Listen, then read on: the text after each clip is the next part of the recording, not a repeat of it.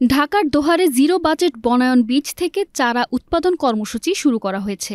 শুক্রবার দুপুরে উপজেলার দোহারঘাটা এলাকায় দোহার অর্গানিক এগ্রো এর আয়োজনে এই কর্মসূচি শুরু হয়। অনুষ্ঠানে প্রধান অতিথি ছিলেন সংরক্ষিত নারী আসনের সংসদ সদস্য শেখ আনারকলি পুতুল। কর্মসূচির উদ্বোধন করেন দোহার উপজেলা নির্বাহী কর্মকর্তা মোহাম্মদ জাকির হোসেন।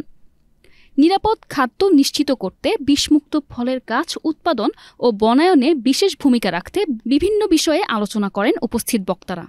এছাড়া আঞ্চলিক মহাসড়কে কিভাবে বনায়ন করা যায় সেই সকল বিষয়ে কর্মপরিকল্পনা তুলে ধরেন দোহার অর্গানিক এগ্রো এর কর্মকর্তারা।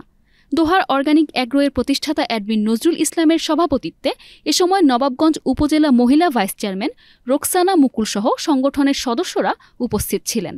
অনুষ্ঠান শেষে গাছের বীজ রোপণ করেন অতিথিরা। পরে তাদের মাঝে উপহার হিসেবে ফলজ ও বনজ গাছের চারা তুলে দেন আয়োজকরা।